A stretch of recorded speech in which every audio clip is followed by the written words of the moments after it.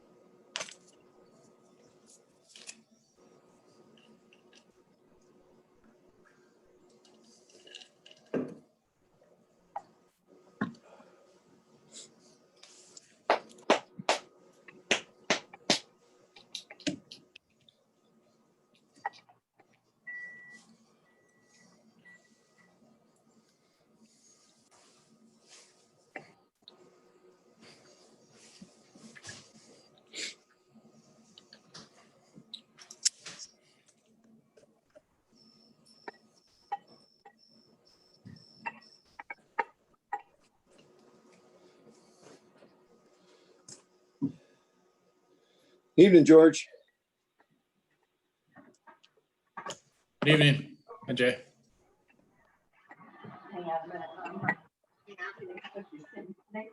No, I'm gonna move.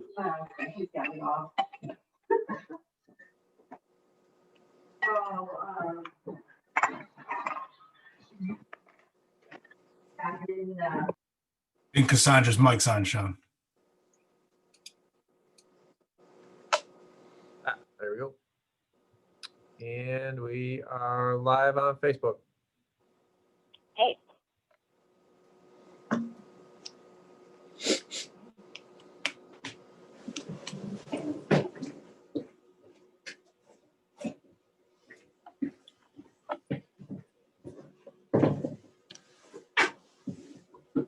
Who do I have that just called in here? 353. It's Christy Waldron. Yeah, it's Christy Waldron from Restore. Okay, thank you. Yep.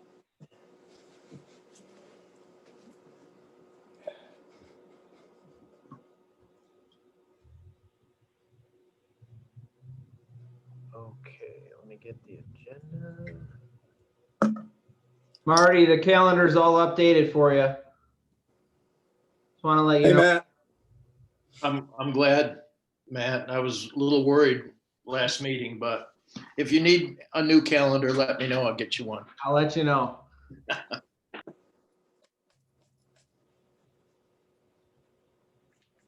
Was he going in as your guest preacher? No, the last time we had a meeting, I looked at the calendar behind him and it was like, I don't know, back in March or May or April or something. He thought it was Groundhog Day. Come on. Hey, Matt, I just bust on people I really like, okay? Okay? Okay, I appreciate that. I was leaving you in suspense. Are you seeing the agenda Yep. that I'm sharing? Okay, thank you. Yes, the agenda's up, Sean. Doesn't have the little outline on it that it usually does, so. Hey, Rach. Hey, Jay. My phone just said we're live with a Bills icon on it, Sean. Nice work. Go Bills.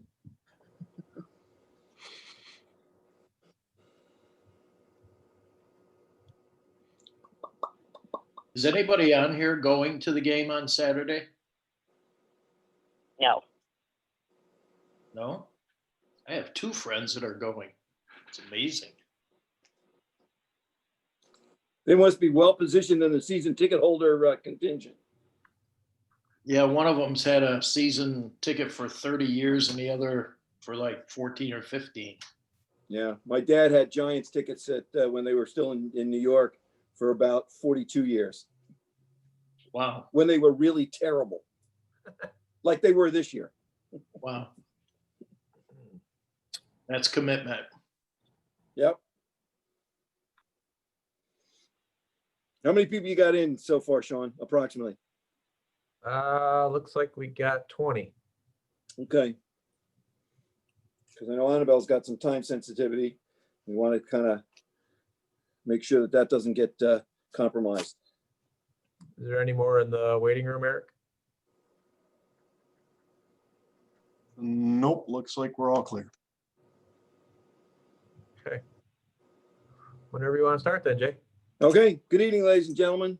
Thanks for being here on a somewhat ridiculous aftermath of yesterday in a certain capital of the country in the United States. That's the only comment we're going to make and hear with regard to what we got in front of us this evening, which is our local community, our police interaction and relationship building, and our commitment to deliver a report to the state of New York, the governor in particular, in the mid or early spring of 2021. Again, please respect each other's comments. Please don't talk over each other. Also, let's stay focused on what we know we can deal with here in Batavia and the county, so to speak, to some extent. That's what our charge is. That's all the information that we've been given, and all the information that will still be forthcoming. I know Rachel and the chief will be dealing with next steps as far as where we've come so far. And realistically, again, it's also about communication, as particular deals with this community at large, but also some of the groups that have reached out and wish to continue a dialogue as far as no matter what comes out in this report, is that there's going to be changes, and there's also going to be more and more communication, both within the community and interacting with law enforcement, but in general, also the other parts of the package that goes together when you talk about how a community moves forward and a community helps take care of itself. And so with that, I'm going to turn this over to our Batavia City School District, Dr. Solar, and he can give us an update on some of the focus group discussions and the things he's been facilitating at his level. So Annabelle, the floor is yours. Thank you, Jay, for the introduction. Just going to share out, we met this week for the first time as a focus group. Chief Highbush had reached out to me around facilitating kind of a subcommittee or a subgroup of individuals who may represent some of the cultural groups that have not maybe given us as much participation in the survey as we wanted. And I know Chief's going to share some of the survey data, but we did get together with a group. There was about 9 of us in total that got together. I want to thank Pastor Marty for hosting us at the over at his facility and on Center Street. And so we were able to get together. We had a great dialogue. I'll kind of hit some high level items that were discussed. I'm not sure if you have the minutes you could share or not for the general public to see what we talked about. I do think it's of value. I'm not sure if that's something, Chief, we want to show, or is that something that'll just feed into the report? There you go. Oh, okay, great. And so just a couple things. One thing I thought was important is to always be grounded. I use quotes a lot with my leadership team, and I use different things to kind of guide our work and vision. And so I put a quote at the top that, if we want to go fast, we go alone, but if we want to go far, we go together. And I thought it would just be fitting that, cool. We try to stay together in this work. Sometimes it could become, highly political or divisive, or we lose our focus. And so if we want to truly make change and improve things and continue to build on the great things that already exist in the city and with the police department and with the various community organizations, that we stay together so we can go much, much, much further. So just a couple things just to highlight. One of the biggest themes was relationships that really came out. There's 2 pages. There's a second page there, but some key takeaways at the bottom were relationships came up. How do we make change? Who do we have to speak to make change? It's great to do subcommittees. It's great to have various individuals in the room, but who do we leverage within the actual community, whether it's city council? There was a conversation around why don't we have a mayor? And in terms of the mayor having access to upper levels of government to help drive maybe policy changes with civil service laws and things of that when it comes to hiring and recruitment of employees and candidates. Some of the other things that came up were engaging in the elders or creating some kind of community liaison position where the people in the community could have some actual contact regularly with either the police department or with various individuals who are elected in the community.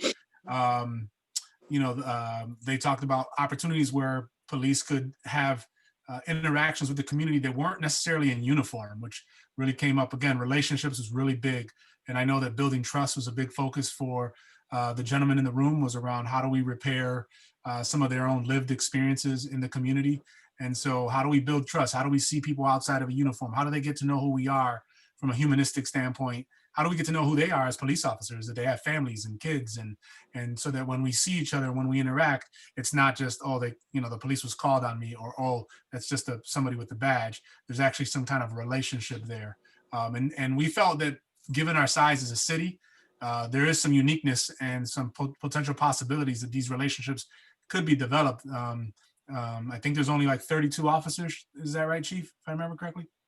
So, you know, that is not a lot of people we're looking to interact with certain portions of the community. And so that really came up as something. There was some suggestions at the bottom that I included as potential next steps. And both Victor and Marty and Chief and Assistant Chief Chris Camp were there. So if you guys have anything you want to add, feel free to jump in. But we talked about, you know, organizing another venue or an event, obviously maybe post-COVID, where we can engage more members of some of these communities that typically may not engage with the technology survey, where we could bring them in and kind of have some dialogue, you know, break some bread, get together and just kind of know who else is out here. One of the things that came up was interactions and intentional effort to engage with city council. I know city council does different ward meetings, but maybe creating an event that's kind of more grassroots driven, where city council is invited to versus kind of the opposite. And, you know, have an opportunity for that. Again, meeting with the city manager, meeting with the assemblyman, meeting with the senators, so that there's a conduit for some of these communities who have the current experience that they may not always be heard or seen. And then again, meeting with off-duty police officers, maybe walking the beat with each other, maybe seeing police officers do some neighborhood patrol on foot. And again, I know some of that is a little bit harder to do with some of the protocols in place, but these are just some suggestions they thought would really bridge some things. Looking at Rochester and Buffalo and maybe bringing some officers who are officers of color and bringing them into the community so they can share some of their experiences, some of their stories. You know, they talked about how we can rely on some of the expertise in some of those communities and bring it in, whether it's with training or things of that nature. We talked about engaging the city school district, where we want to work with young men of color at an earlier age so that we can kind of address some of these relationship things early on, where cops are engaging with youth earlier and where other successful young men of color are engaging our youth earlier, not just you know, what they may see on TV or in the media, or, you know, what may be portrayed. Just the last thing was a potential ongoing collaboration with the Just Kings organization, but Batavia Police Department and the City School District, really trying to draw some synergy between the three organizations, really trying to draw a true community effort. And when we do, like, you know, a night out or something, we make sure that we're all represented. We make sure that we're all participating. If we do any type of parent engagement events in the school district, that we make a concerted effort to be as inclusive as possible. So those are just kind of some of the things there. And if I missed anything, Chief, you can jump in, or Victor. I know you guys were both there. You guys can jump in and plug in, but thought it was a very good, productive conversation. We had one gentleman who attended who grew up here in Batavia. He lives currently in Canandaigua, but his father's here. And he actually participated in the task force in Canandaigua. So he was actually very complimentary that we were actually having some conversations that he wished was happening in his community. So he gave that, Jesse was his name. He was a good attendee. So that's all I got, Jay. Okay, questions, comments, folks, particularly some of the attendees there on the 4th? Yeah, you know, from the police department's perspective, I think it was a fantastic first step in this continuing conversation with the focus group. You know, it was a small group. We hope next time, the next meeting, we have a few more people that get engaged, but you know, I certainly understand that baby steps are appropriate here. So, you know, I don't know if you know, I think nothing but positive stuff can come out of this type of conversation. So I'll pass it to Victor if he has anything to add. I'll just add, can everybody hear me? Yes, sir. Okay, it was a very, very positive meeting. We thank the chief and the assistant chief for being there, hearing some things that might have been hard to hear, but that was what that focus group was for. And we just, very positive meeting, very looking forward to getting somewhere with other meetings and other focus groups like that. Yeah, Jay, one thing I forgot to mention was that one thing we did, the chief really wanted to promise the group was that regardless of what happens with the plan and where that goes, that this would be something we're going to try to continue to build on. So we had Right. talked about having another meeting, and no matter what we're doing, we're going to still kind of keep trying to create a forum where we can have some dialogue and continue to move on and see what it morphs into. But, you know, we're talking about our next meeting for next month already. Gotcha. Well, again, with the idea that it's an ongoing communication and conversation, not just a infrequent kind of a, you know, we had a meeting and, well, you know, we did that a year ago and that kind of thing. This is a way to bridge some of those misconceptions about how people move forward or if people have connected or stayed connected, you know, into this kind of a process going forward. Pastor Marty, anything you want to add, Pastor Marty? Yeah. Any other more identified subgroups that you folks talked about that we seem to be, you know, maybe have not really engaged in any way, shape, or form? Yeah, so we talked about next time, and that's where that summit conversation came in, where we had talked about the multiracial was a group that came up often Okay. you know, in terms of identification, really trying to maximize on that group, bringing some additional folks in.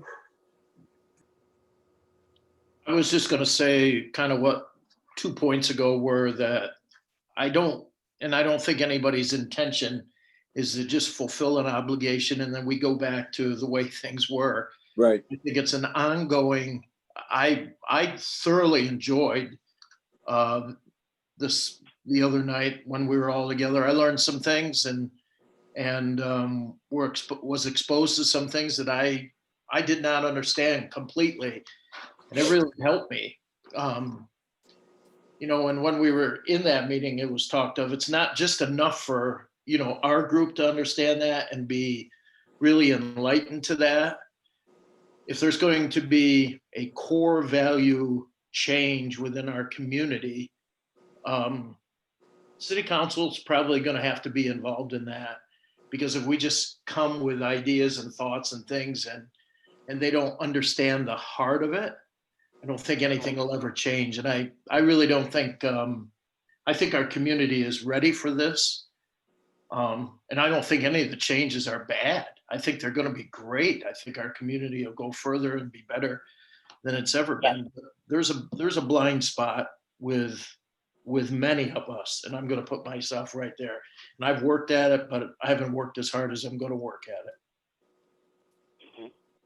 This is Linda. Can I just wanted to comment. I think that, you know, everything that's been put together is absolutely incredible, well thought out. And, you know, it's very heartening to hear that this will continue regardless of the executive order and that folks are gathering around the table. I do want to just mention that, you know, with police reaching out to students in the school district, that it not just focus on, you know, male youth, that it really broadens the scope. I know the statistics, but to broaden the scope of youth in general, to include all youth, not just young men.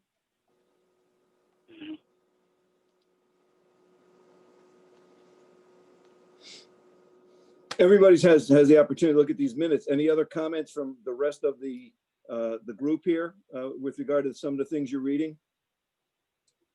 Could I have I have a question on the, when you're talking about the meetings here and the potential next step, who are they going to be meeting with? Is this just a core group of people within the colored community that we're going to be, that they want to meet with?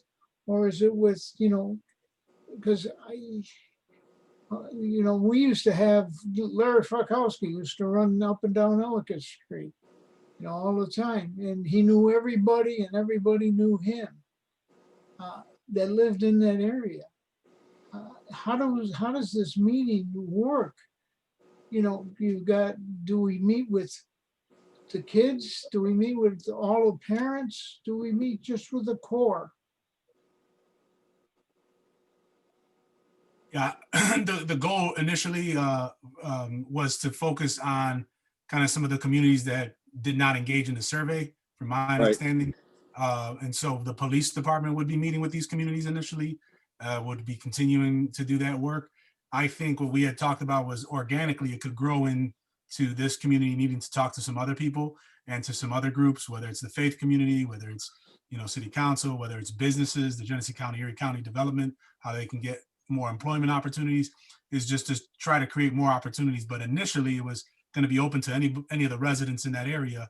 And again, we emphasize post-COVID because hopefully we'll have less restrictions and be able to get together and be able to be there. But I think sky's the limit as to which groups, but initially this was focused on the police, relationships, police reform, those kinds of things. And some of the things just came up out of the conversation as some additional things that they felt they were connected to.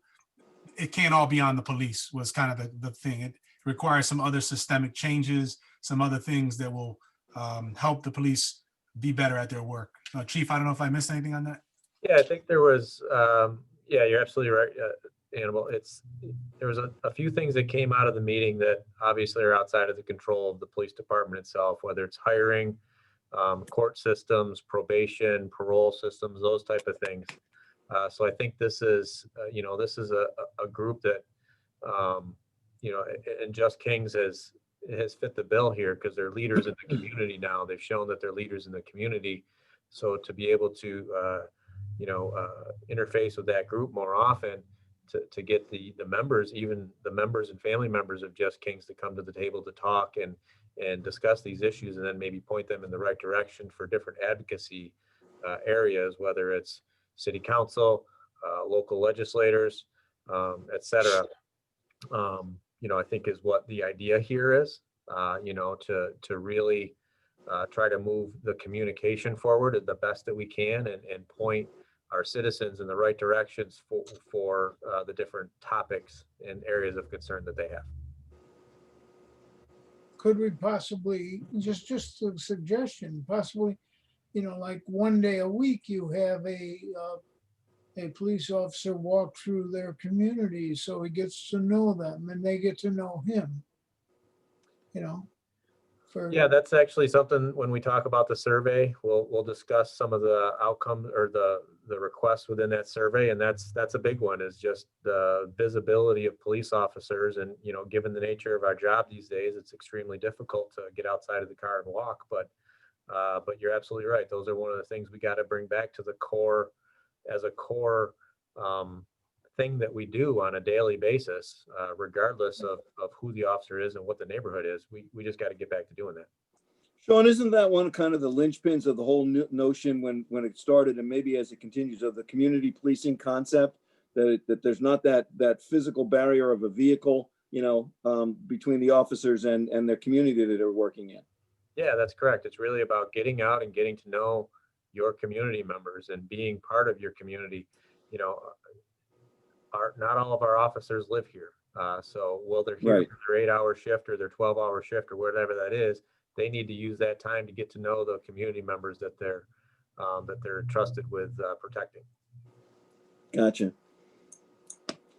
Other comments from people in terms of this outline that Dr. Soler put together with the people he met with?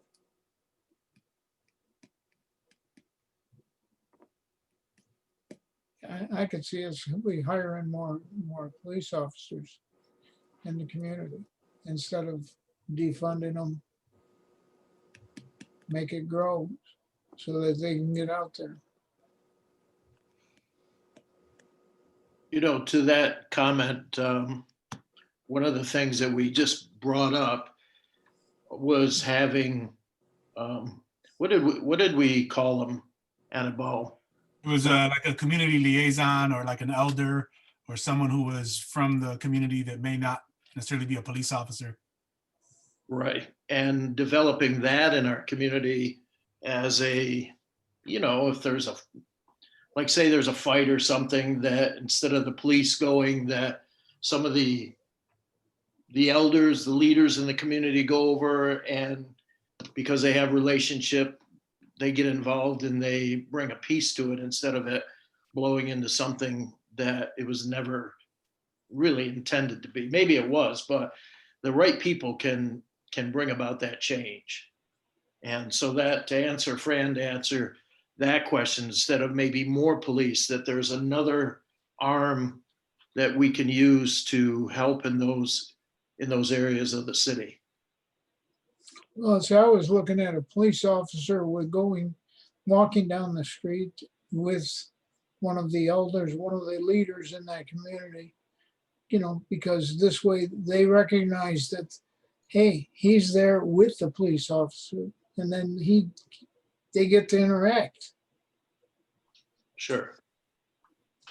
Yeah, and I think that's one of the topics or ideas that we touched on is that, having that elder or liaison, introducing the police officers to the different families and communities. So I think that's, that's something that we're going to explore for sure.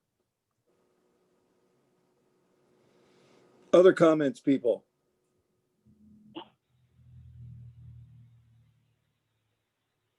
Okay, I'm going to take the notes Yep. down.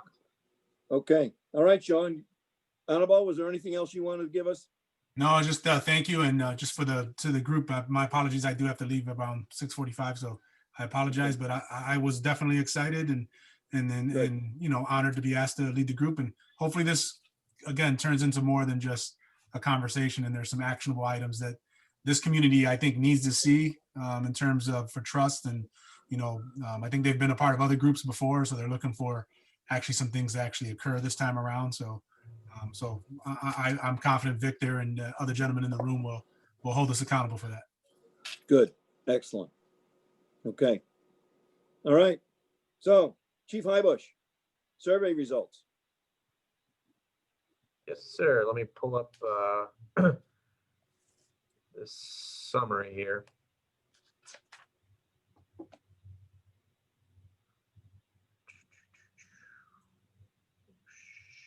Just anecdotally, I hope most everybody on this stakeholders group actually took the survey and provided information and feedback so that we get a broad cross section of the community, and not the usual and customary people who will pretty much respond to anything that shows up in their mailbox, or they just threw it away versus even going on the internet for it. So that's just a suggestion, folks, because the idea is to get as much input and feedback as possible and to have a broad spectrum of this community, which is, I believe, is also why Annabelle met with more parts of our community to encourage even more of that participation and interaction, even with this kind of fact gathering. Thanks, Jay. So, so our survey was put up on Survey Planet. Everybody had an opportunity to share it, and I want to thank everyone who did share it. I think our second push got it out. And we got several hundred more responses following that second push. So I do appreciate that. We had it up from December 8th till December 22nd. Actually, it was up until December 27th because I forgot to take it down on the 22nd. So it lasted through Christmas. We got a few other responses. I did share the actual survey, and unfortunately I could not overlap the survey and survey results onto each other for you guys, but I did share both the survey and the survey results in a PDF. This is just a high-level overview of what those results are. When people were asked their opinion of the police department, if the results or the events that have unfolded in the last several months to a year, if that has changed the opinion of their opinion of the police department, 81% of people stated it did not change their opinion. About a third of the respondents indicated that their last interaction with the department was at a community event. Almost 80% rated the interaction with the Batavia Police Department as being professional or very professional. And only 10.8% rated them as unprofessional and or very unprofessional. Interestingly enough, I was able to kind of dive into that question a little bit, and you can see, so the respondents that indicated that they were arrested by the department, every single one of those respondents stated that the officers treated them very professionally. So I was very proud of that fact, just to see, even though it's somebody that we dealt with, unfortunately, in a negative light or a bad day for them, they still rated the department as very professional. So I'm very proud of the officers for that. We talked about the 911 calls, and if they believe, or if people taking the survey believe that non-law enforcement professionals should go to these calls. 47% believe that the officers should respond to the scene first and then request the non-law enforcement professionals once the scene is safe. 36% stated that both law enforcement and non-law enforcement should respond together. And that left, a very small amount that said that only non-law enforcement should respond. So overwhelmingly, the process that we have in place seems to be working very well. And there was a lot of comments surrounding that one as well. People seem to indicate that they did not feel that it would be safe for non-law enforcement personnel to respond to the scene unless they were first secured by a police officer. Overwhelmingly, respondents strongly agreed that the presence of a police officer in their neighborhood made them feel safe. And overwhelmingly, if they encountered a City of Batavia police officer, they were confident that they would be treated fairly and with respect. And they disagreed with the fact that if they saw a City of Batavia police officer, they would get nervous that they may unfairly be targeted due to their race or gender identity. So, good positives. I feel very proud of that fact that, our officers are out there treating people fairly. And, I think that's played out by the survey results here. When asked to prioritize what they believe the department should be focusing on, top 3 responses were engage with the community, assign more resources to assist with the youth in the community, and assign more resources to assist those with substance abuse issues. There was a lot of, again, I kind of alluded to the fact that the people responding to this survey want to see the officers out of the cars, walking the beat more, on bicycle patrols. They want to see their faces more. They want to have more personal interactions. And, that's something that we talked about at the focus group as well, as having those personal interactions with the officers aside from, just the response to a call. So again, the full survey results are provided to you guys in the attachments that I sent you. I don't know if there's any specific questions that I can try to answer for you, or if there's any more detail that you guys might be looking for. But I certainly am very proud of the outcome of this survey, and I'm glad that we got that second push to get a few more. So. And Sean, in general, the numbers were in excess of 800 people actually responded, right? Yeah, I think it was about 860 or 840. Okay. I can't remember. Good. Okay. So Pete, go ahead. Go ahead. Comments, questions?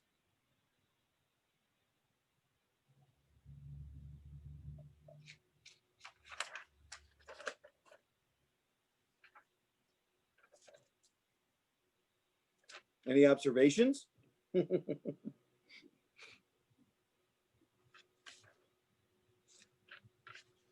about anything you did not expect to be responded to with regard to the numbers that Sean just sort of went through, as far as, wow, that's kind of interesting, versus, oh yeah, I would have expected that.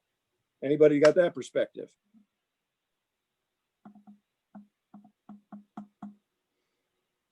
Are the bills planned tonight? Because I think people are getting ready to get off this call.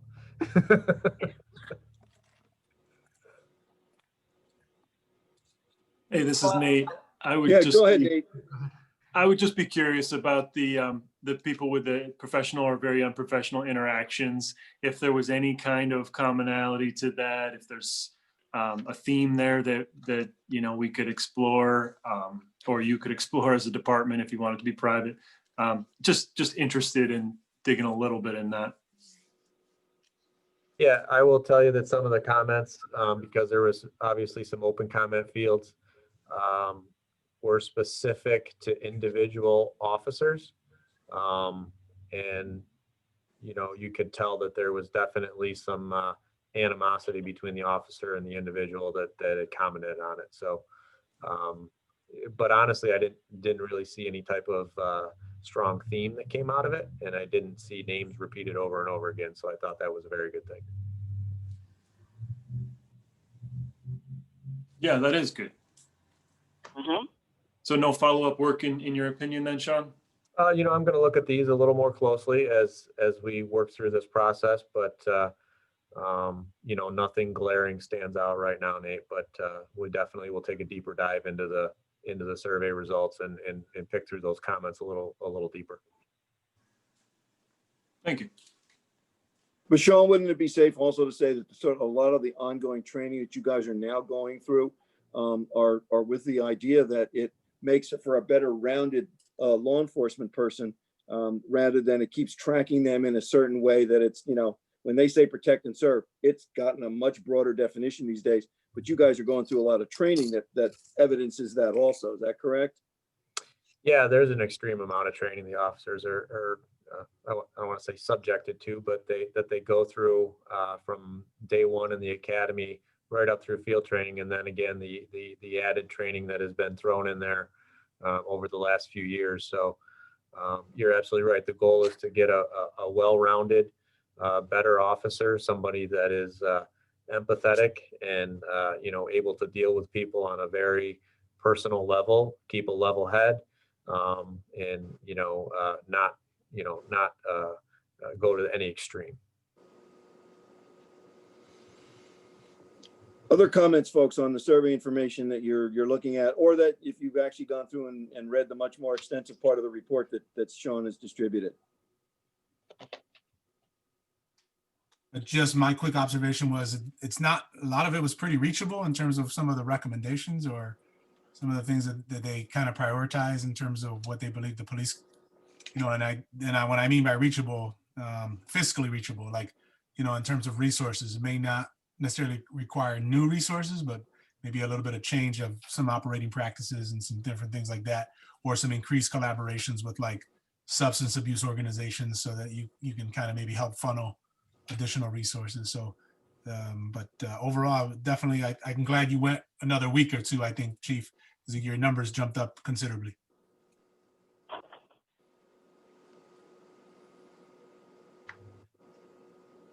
Yeah, I was just going to pull up the actual online survey, and I somehow logged out. So bear with.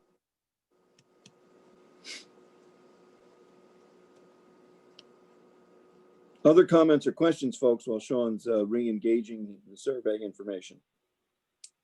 Yeah. Linda, you're still there, yes? Yes, I'm still here and I'm just listening right now. Right. But I know, and you've mentioned this before, back to what, Fran's comment was about this misconception of the idea of what defunding police departments is and how it would be, and whether or not it's even a hot topic here. I don't sense that it is in not only in the city of Batavia, but in Genesee County, as far as taking away resources. It's more a matter of what nuanced and additional funding and or ability to interact better comes from all the other professions that are part of what might be a response to an incident or even to a community thought process as far as law and order is concerned. Yeah, absolutely. I think I think with the survey results really just solidifies and proves that the Batavia City Police Department is doing well with their community. They're being responsive, they're accepting of feedback, they want to improve areas that need to be improved, they want to hear from folks in the community. I don't think defunding the police specific to Genesee County or the city is really, it's far from my mind.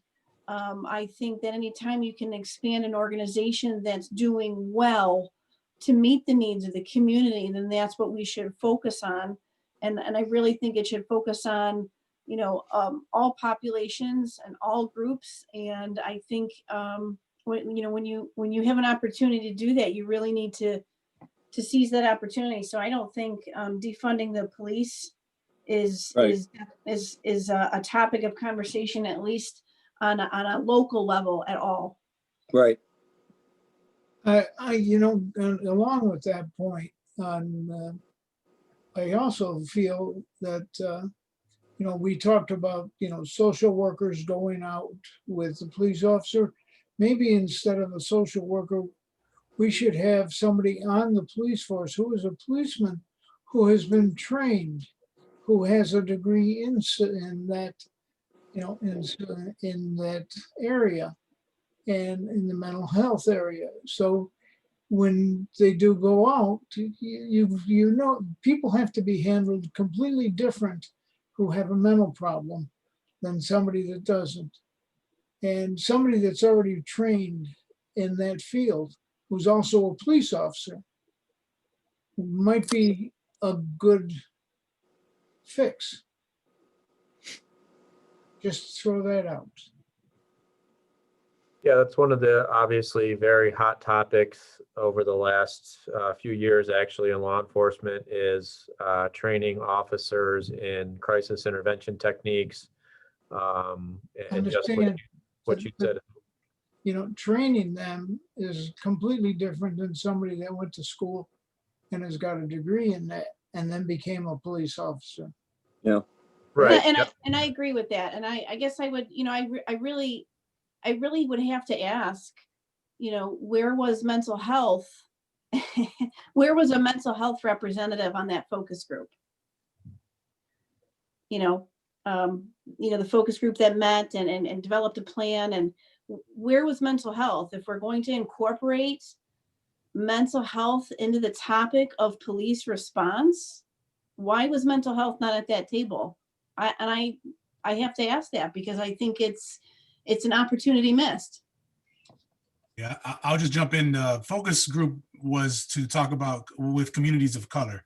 So it wasn't necessarily to talk about,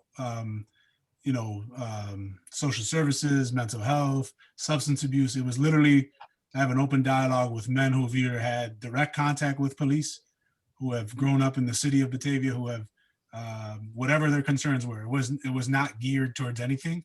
The police were just there to kind of observe and witness and maybe interact when they felt appropriate. So it wasn't that group didn't develop a plan for the police reform. Right. Those minutes are just a capture of what was discussed that we thought was important, that the chief would have something that he could maybe interweave into his larger police reform plan. So I think, Linda, you represent that here in this larger committee, that perspective.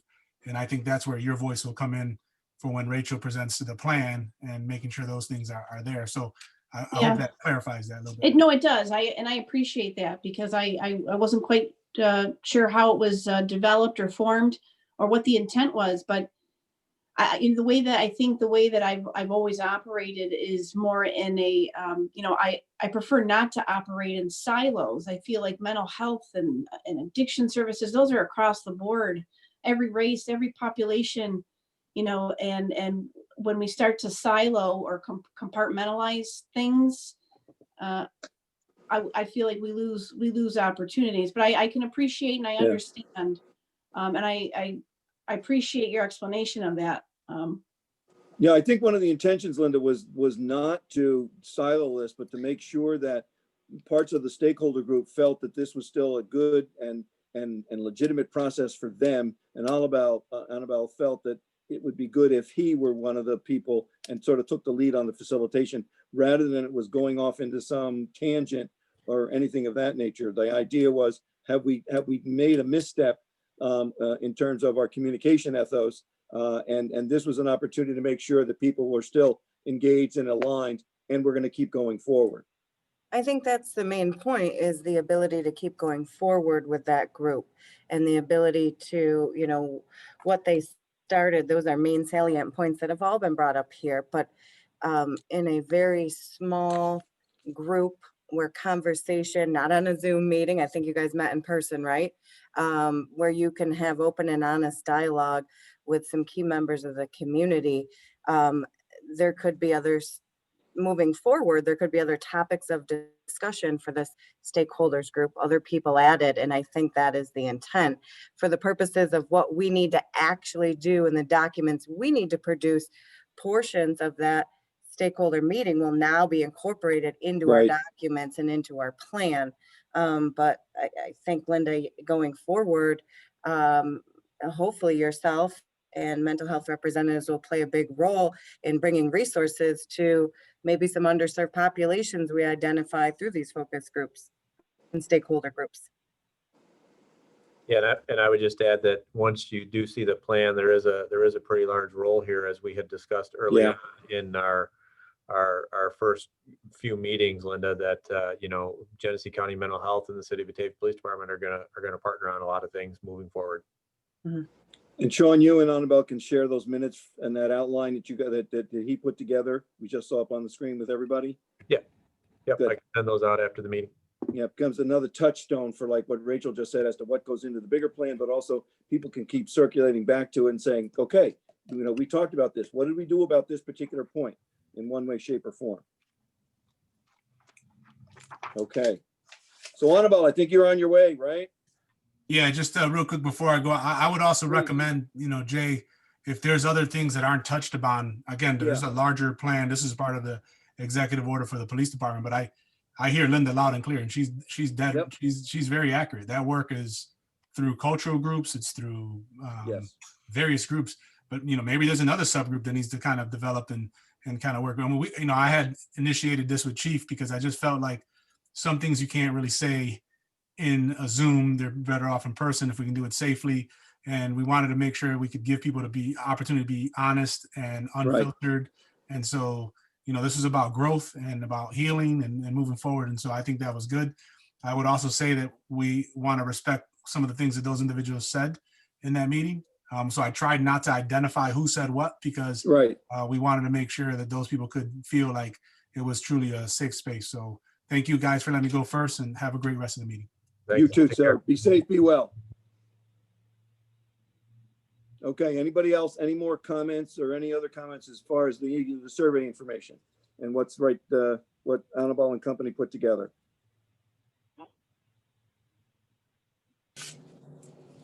Okay, Miss Rachel. Thanks, Jay.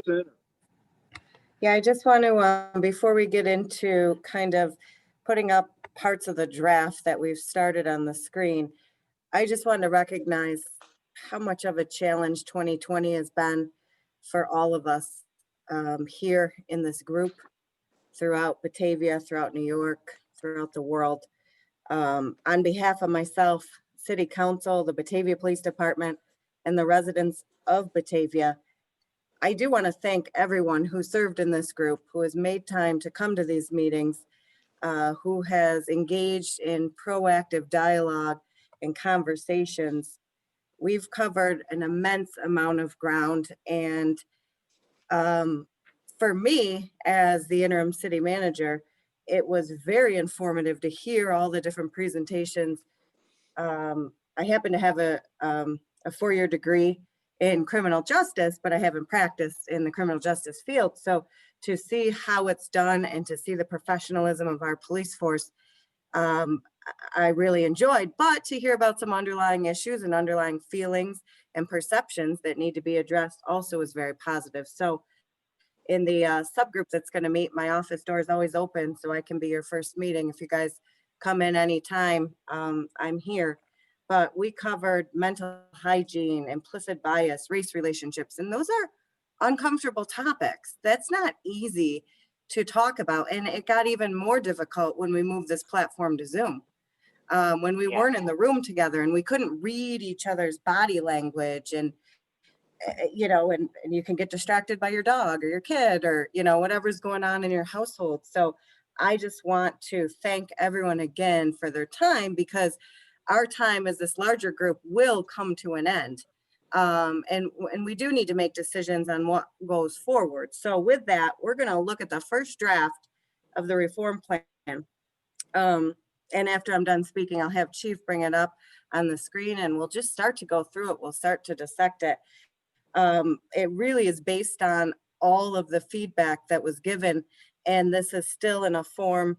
We're going to get it out to everyone in the group by the end of the day, Friday, to have a week with, and come back next Thursday, try to get everyone back on Zoom to put the finishing touches on it. Because we actually have to have a document, draft document, ready to go to council in very short order. So they will be taking up the draft document. I'm looking at my calendar on their January 25th meeting.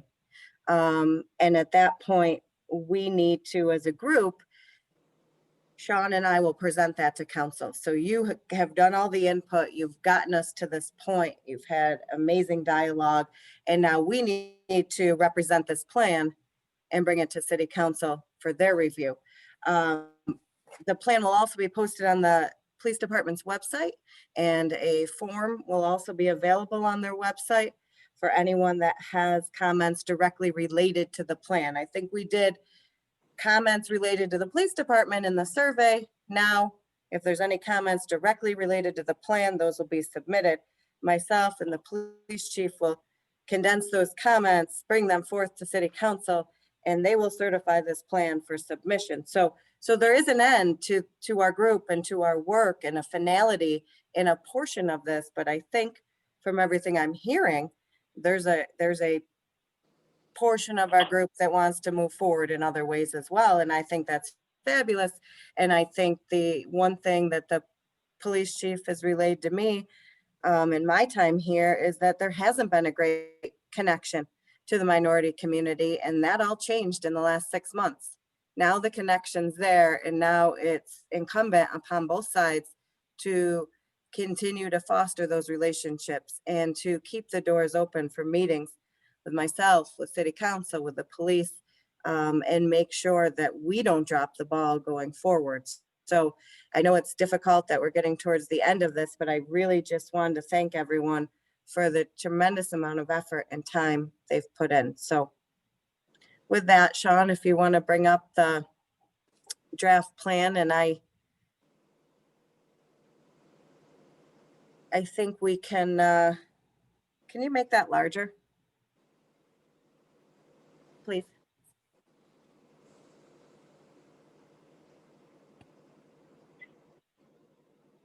Thank you. So the plan starts out with a letter to council president and to council members.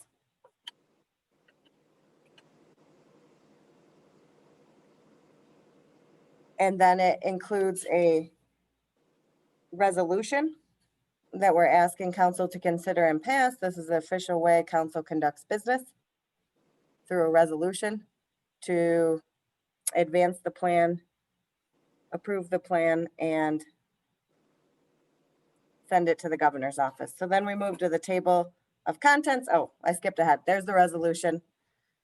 Inside the table of contents, we have the resolution, an executive summary, relevant information about Batavia demographics and crime, evidence-based policing strategies. And then we get into I'd call the meat and potatoes of the dialogue we've had beyond the policies and procedures of action items. And, whether it's high level and we get into the report and have individual action items that this group believes that our police force can take to improve. And conclusion and appendices. And this was really difficult because you guys have seen, I would say, over 25 different presentations throughout your time with this group.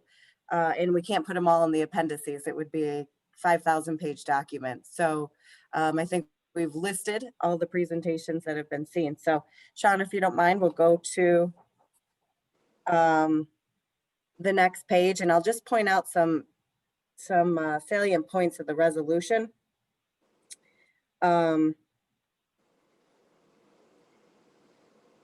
We came because there was an executive order passed.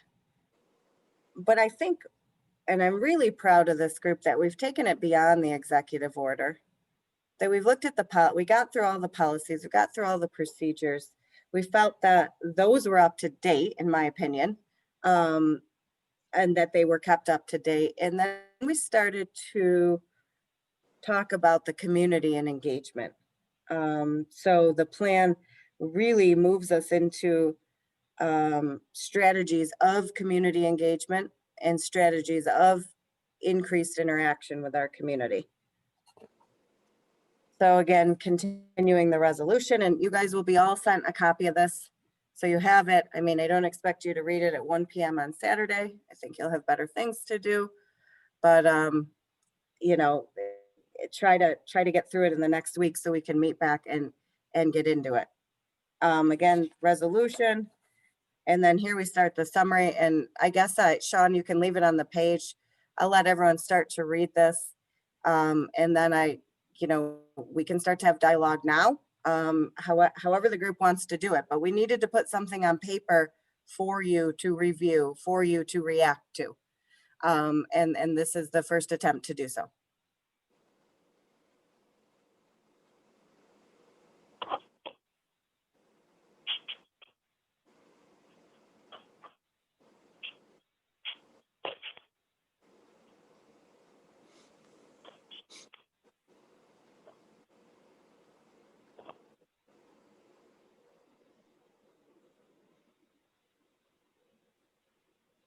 Sean, why don't you keep moving the page?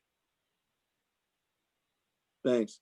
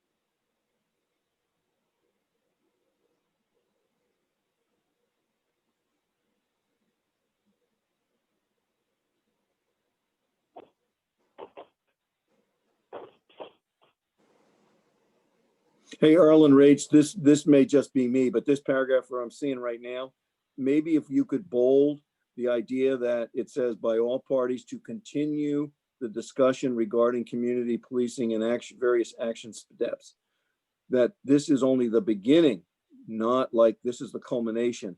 And this is recognized by everybody that this is where we kick off from, as far as what we take care of what the state wants, but then we come back as a community and keep going forward. Yeah, gladly. Couldn't we also put something in there that the possibility of hiring somebody who is that went to school for mental health to become a police officer? And we'll look at the possibility of that besides just partnership with the mental health, and possibly putting somebody on the police force that is trained in mental health, not just a police officer who goes through training. I don't disagree that it would be really ideal to have a social worker and or a police officer / social worker in the field. But at this time, we don't have a particular position for it. And at this time, we have a really difficult budget coming up. So I don't foresee us having the resources to effectuate that change in a timely manner. But I'm not opposed to including it as a potential in the future. Yeah, potential in the future. Yeah. Yeah, I mean, almost, like where it says mental health training through a partnership, you could put, and again, this is just, one person's thought, is mental health training and cross training through a partnership. So it's not just that it's all, someone who now becomes much better and more adept at mental health training, but also understands the whole idea of police action and police procedures. Yeah, and Sean, at this point, can you talk about the rapid crisis mobile Yeah. unit that does Yep. come? Because Yeah. does that fulfill the need, or are we, I mean, I don't want to say lacking, but are we, I've heard great things about our partnership with that agency. So I'll Yeah. let you speak to that. Yeah, I will. I'll probably defer that question to Linda because she's more experienced with that. But I will jump in there and say the crisis intervention training that's outlined here. So this isn't. This is more geared for police officers that have been on the job a little while. This gives them that added training to de-escalate and really intervene in those mental health crisis situations. Now there's curriculum in the state right now that will certify you as a crisis intervention officer if you go through a certain number of hours of the training. It's a very competitive process. We were lucky enough to put 3 officers through that training a few years back with a grant that the county received, and actually brought that training to Genesee County. Now the goal would be to have one of these officers on staff 24 hours a day, 7 days a week, and available to respond to those type of situations where, that expertise can come in. So similar to what Fran is talking about with specially trained police officers or cross-trained police officers. However, they will not be clinicians. They will not be, Right. they will not have gone to school for that type of thing. However, the gap or bridging that gap now is the Spectrum Cares or the mobile crisis unit, which we have had a lot of success with, I think is extremely valuable here in Genesee County, and coming from a more rural agency. Prior to this work, I can tell you that this is a game changer for our officers in the field. So I can let Linda kind of talk a little bit more about that process and how that works if we want to. So I'll just give a brief overview of the mobile crisis team. They provide mobile mental health outreach response to Genesee County after hours, 7 days a week, including weekends and holidays. So from 5 p.m. till 7 a.m. They are available should police or emergency personnel need them to respond to an emergency crisis call. I think they have been a tremendous asset to the county. We've had them on contract for a couple of years now. That was just renewed for 2021. I do think that there is potential for mobile mental health response to evolve and develop and expand over the years, to include potentially telehealth services. There's surrounding counties that are actually piloting different projects with local police departments in some of the Finger Lake counties, and all officers have like an iPad and they can get a hold of somebody, a mental health person that's on call. Obviously, there's a training associated with that, but I think it would be very challenging to find an officer who has a degree that meets the civil service requirements and a degree in social work. I think that, maybe with these kinds of changes, there will be new programs developed in some of the universities where you could have peace officers or something like that could work with both sides. But I think right now we definitely have a great resource with the Spectrum Cares team. And I do foresee things evolving for Genesee County in that sense, with all the departments of law enforcement. And I would just add, going back to the presentation we had about how mental health and police kind of coexist, is we are the first responders to make sure that that scene is secure, right? So our job is to make sure that the people are safe, and then get them to the resources that can help them, the professionals that can help them. So, we're trying to kind of balance that a little bit. And the other thing is, law enforcement is not meant to be clinicians when it comes to mental health services. We are meant to be the first responders in keeping the community safe. So we just have to keep that in mind. They certainly are throwing a lot more training out there around this because it is a lot of the calls, and unfortunately it's a lot of the calls that go bad for law enforcement is these type of calls. So we are very aware, and I think there's a lot of resources available when it comes to training and different things. So Yeah, so to Linda's point, it's the bridge that we have now with Spectrum Cares and the mobile MIT or the mobile crisis unit is very good, and very robust here, a lot better than it was in the past. Good. Okay, keep rolling it up there, Doc. I'll talk real quick about Crime Watch. So Crime Watch is a software that our department's actually been looking at for, oh gosh, about a year now. It's a very robust web-based platform that I will share with everybody here real briefly. Give me 2 seconds. That allows the department, it allows two-way communication for our police department with our community. So to touch on some of the topics that we had discussed early on about transparency and sharing information with the community, this is a platform that allows us to do that, and it makes our job a little bit easier when it comes to that. One of the things that we have to recognize is, excuse me 1 second while I get this up, is that sharing communication with the community is very resource heavy, because you're dealing with maybe one person in the police department, but you're dealing with hundreds, even thousands of residents, what you're trying to get the information to and or from. So it's extremely resource heavy, and this helps us do that in a fashion where it's a lot more streamlined, and a lot of the work is done in the background of this program. So for instance, we can put a press release on this site, and instantaneously it's going to the public as well as going to our media folks.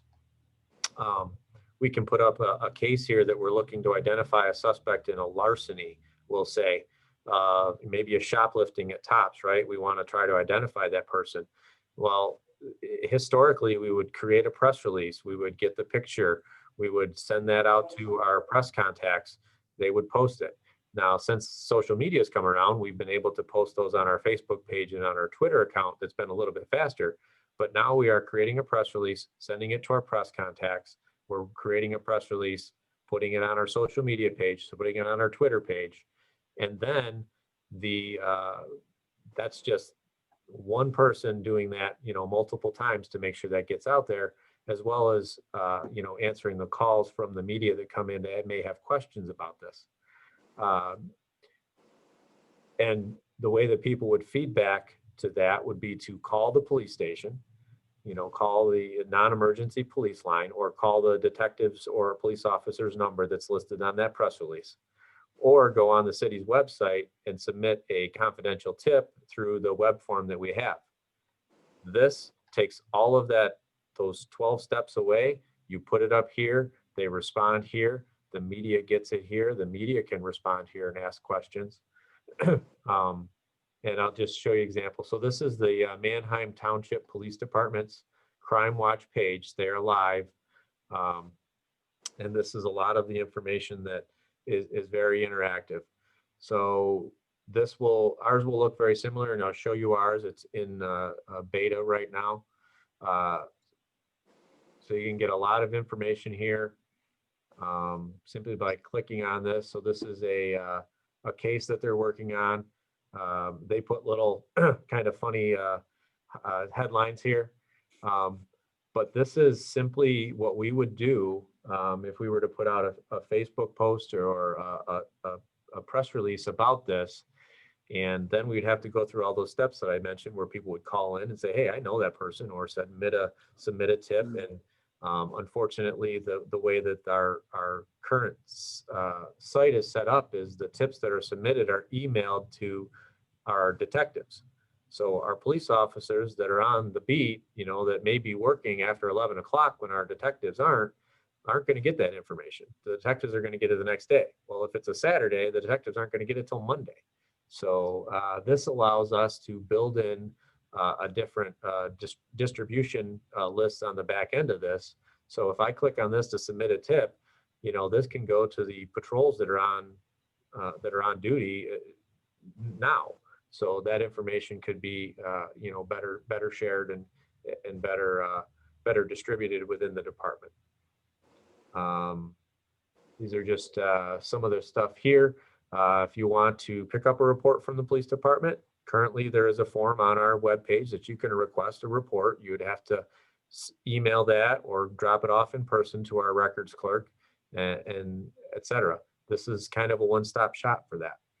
This also gives us the ability to post more of our statistical data. And I think that's one thing, Nate, that you had talked about early on, was how can we get that information out to the public that the public wants to see?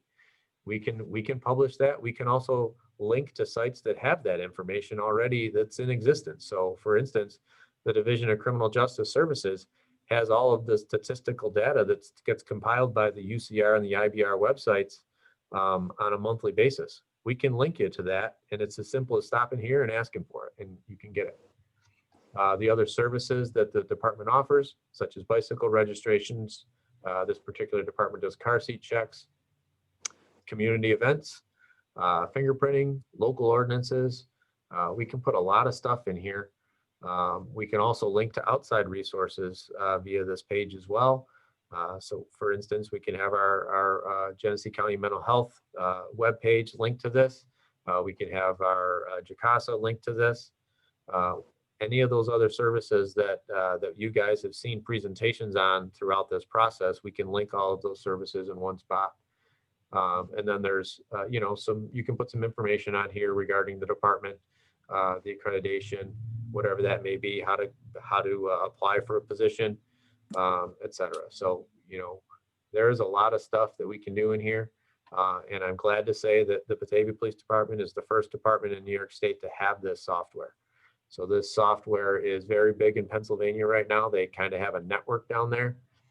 And this is what our page will look like. It's in development right now. There is a mobile app with this. That's the other really cool piece of this, is the people in the community can download an app and interact with that app. I wish I could show you the app, but I can't. It's as easy as using any other app that you have downloaded. So the ability to sign up for our notifications. So if you want to know when a new sex offender moved into your neighborhood, sign up for the notification. You'll get a push notification on your cell phone when they move in. If you want to know when a new warrant's posted, you can get a notification on that. So this is a pretty robust system that's going to help us in dealing with our communications with the public on, it's going to bring us to the next level, quite honestly. So I'm pretty happy with this. And again, this is something we've been trying to do for a couple of years now. I finally strong-armed the company a little bit, and they want us to pilot this program for New York. So Excellent. So give me 1 second. Thank you for that. I think that's gonna be really good.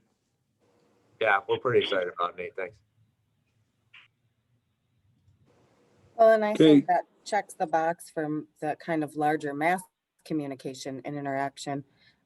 While meeting one-on-one with smaller groups, that box is also being checked. So they're two totally different ways of communication and getting information out there and information sharing.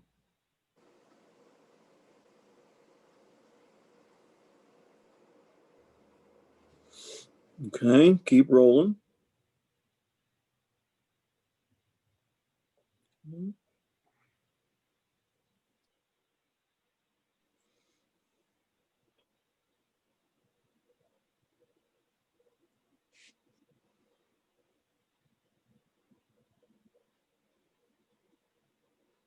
Wow.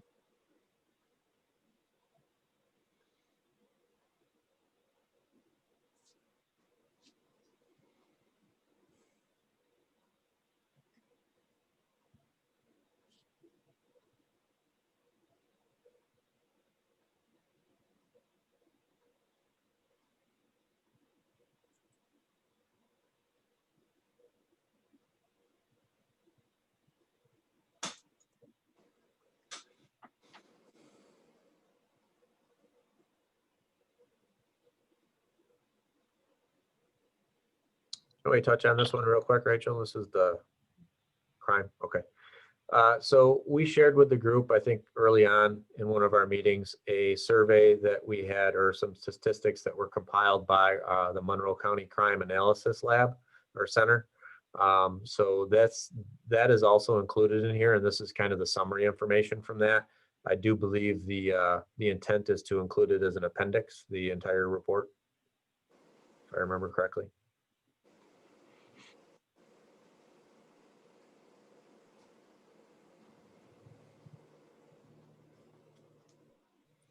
I think but if you can just scroll up a teeny bit.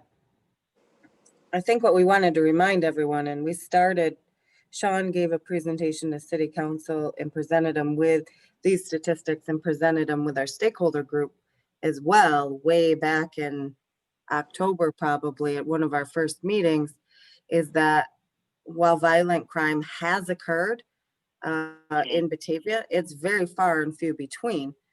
We do live in a relatively safe city where we're not seeing massive increases of violent crime going on or other types of crime. So I think, Sean, if you can interpret any parts of this, I think that was my takeaway, at least, that while there have been some larger crimes in the last 5 to 10 years, it's not a trend that we're seeing here.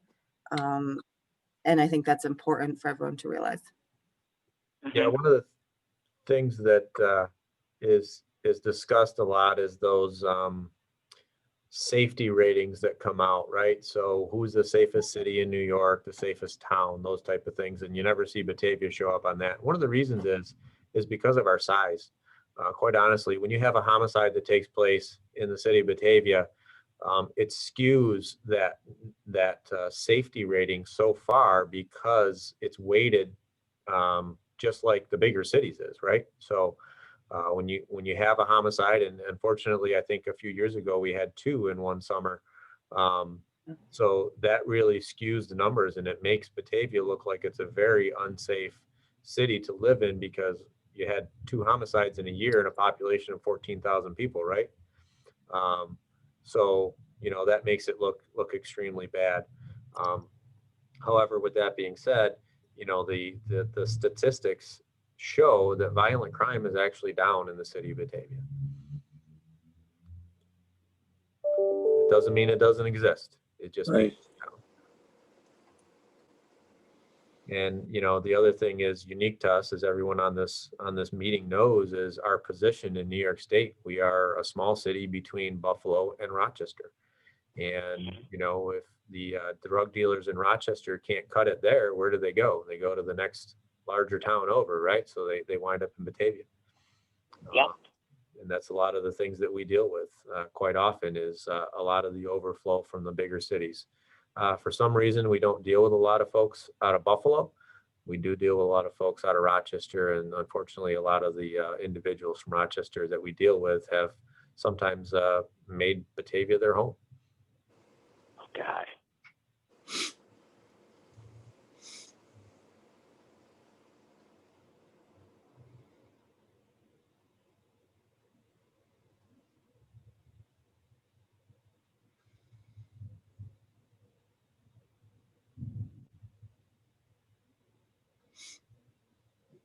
Keep it rolling there, Chief. Rach, I want to ask one question on the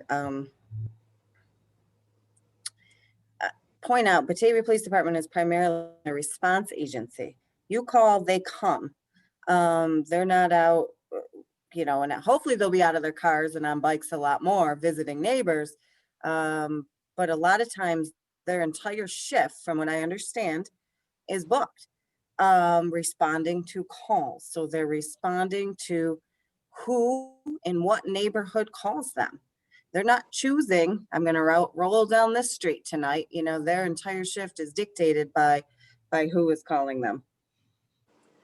Yeah, that's one of the things I think we touched on early on is the amount of time that an officer is dealing with a certain call for service, right? So a domestic violence type call, if there's an arrest that's involved with that, that's several hours out of the officer's day.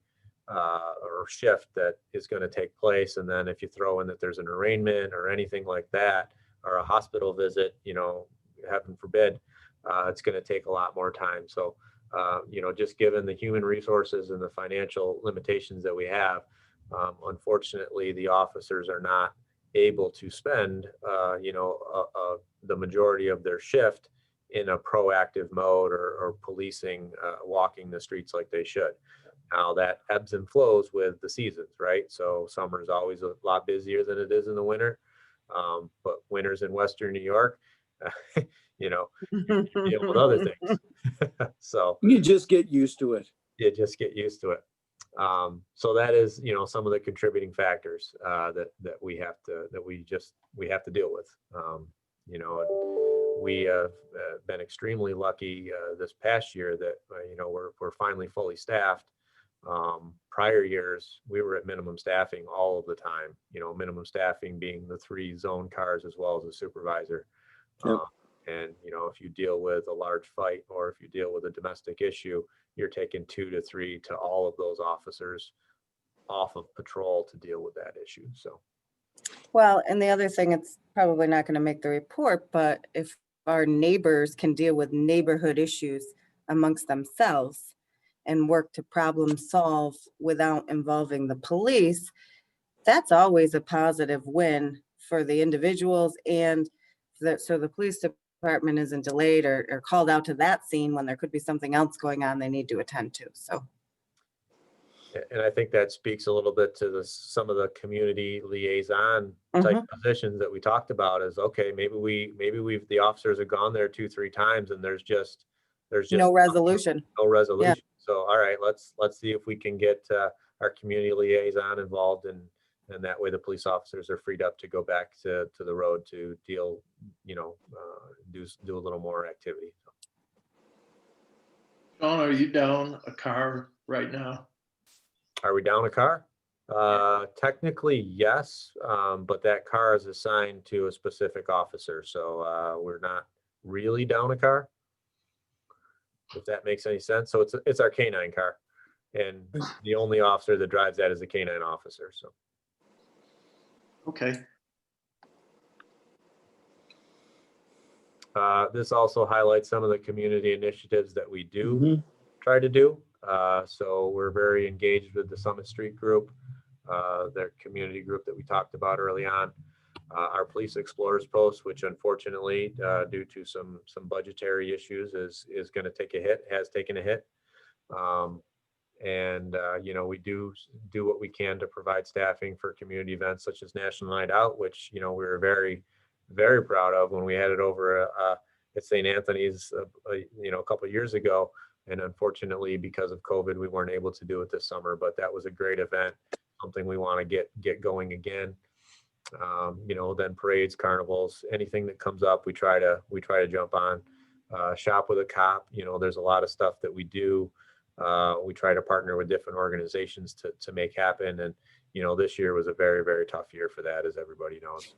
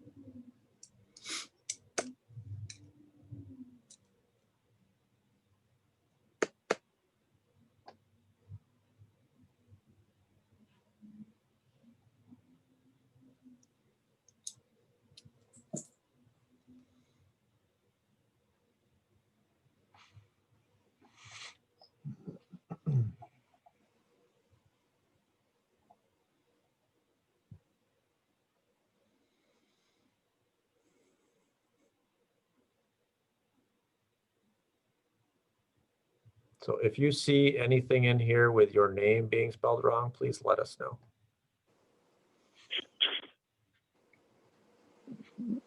Or we got the wrong title or something.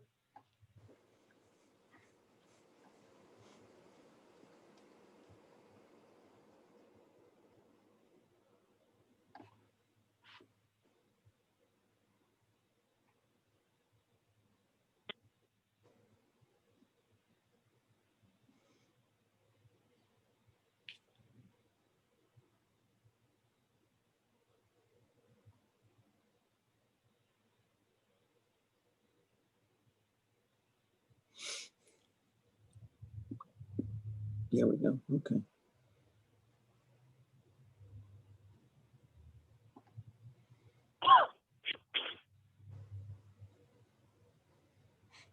Did we miss anybody?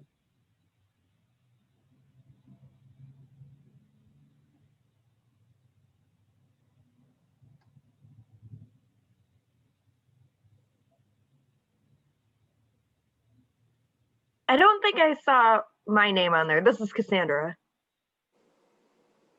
I think you're right, Cassandra. Unless we changed you and you now have a new alias. caught me. We'll make sure you're added in, Cassandra. Thanks. Thank you. Yeah, there you go. Cool. Also, this is Dave Rumsey, Commissioner of Social Oh, Services. yeah, that's right. I haven't been a huge input to this, but I have. You've been at most of the meetings. I've learned quite a bit of information. So. Oh, and not for nothing, people. He's in charge of $25 million. So, you know, just saying. So you're saying he could free some of that up, maybe? Well, you never know, Sean. You make the right pitch. I think Jay just called you out. He is no longer the county manager, is he? That's right. Yeah, I got promoted by becoming the moderator here. I just want to make a note on the dates. I don't think we'll have the Thursday, the 28th meeting because we do move the plan to council on the 25th. Yeah, you kind of moved the meeting of the 14th in there as part of the next, the soft handoff and the transition. Yep.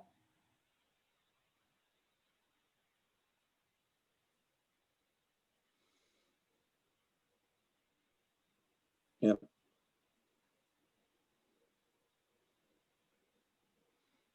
Okay. And there's reference to Annibal's initiative. Yeah. And Sean's taking a more progressive action there too. Cool. All right.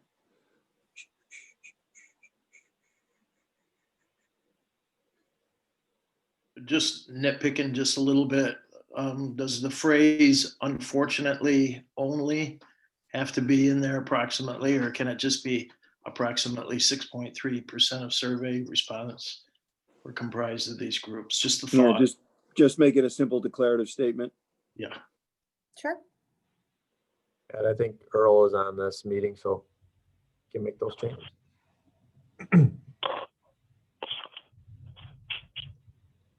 Yep, I'm on. Okay, thanks, Earl.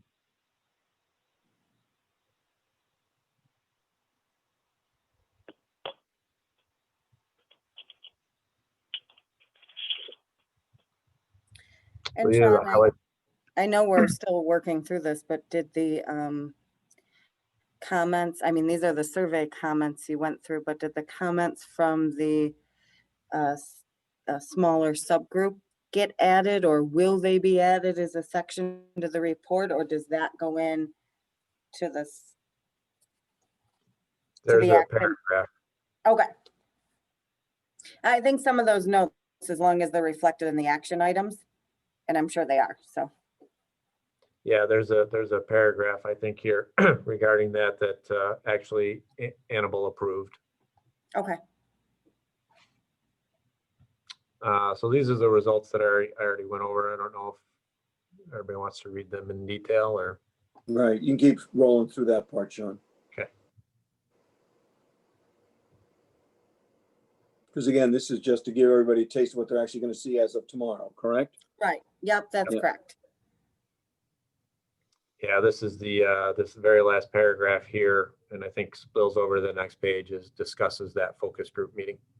Mm-hmm. Okay. Yep.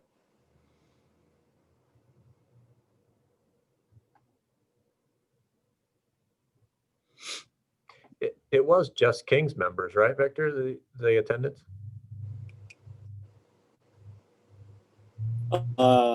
Haven he's in Just Kings. Yeah. And Otis is also. Okay. Is it fair to use the? Yeah, I mean it's fair. Okay.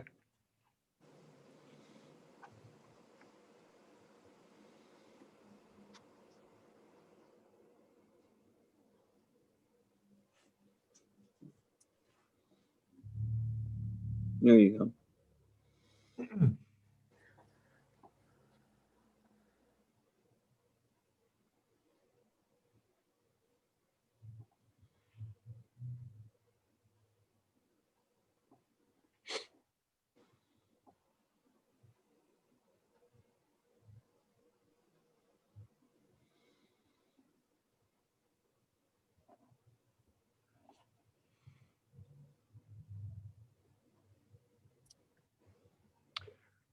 So to this end that it's made available online. So we're actually creating a web page or a page on our website that will allow for that feedback. I think Rachel touched on that already. So we've got that.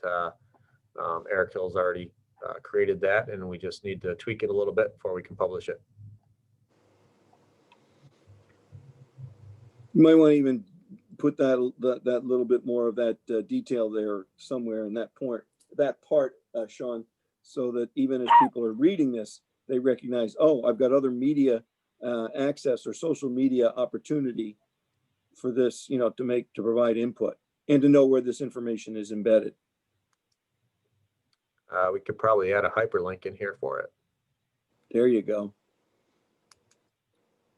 But if they're reading the plan, Jay, they've already found it. Yes, but some, the press release can, I'm sorry. no, it's The press almost release almost should like, absolutely have all that, yeah. yeah, yep. Okay. You never waste an opportunity to put But out the you're right. information and to Yeah, reinforce it. we may want to put it in there to show the availability of it to anyone that wanted to access the plan and the transparency of it. That's a good point. Yeah, Jay, it's George. So part of the challenge with this is making it available for public comment and the COVID. Understood. We can't exactly have the public meeting you normally have or. Oh, yeah, no, understood. No, yep.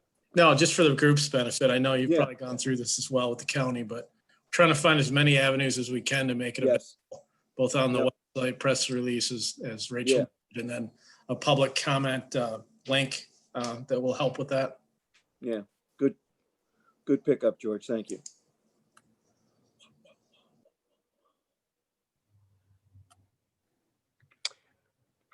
I think this is kind of the summary review that Rachel had discussed of all of the 500 or 5,000 pages of documents that you guys received. That's, I think you're probably put on your nightstand so you ever get, can't sleep.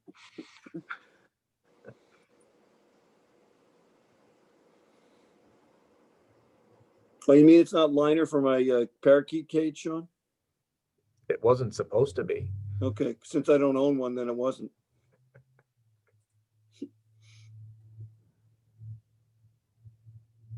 Not even, no, but yeah, it gets into some of the very detailed things that people need to know were part of what the address and what the state itself is asking for us to say we've addressed, correct? Correct. Yeah. Yep. And I feel like there was even more than this in terms of presentations and handouts.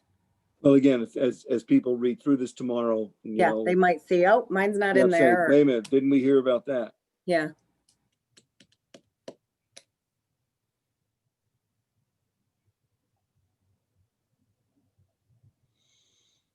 There we go.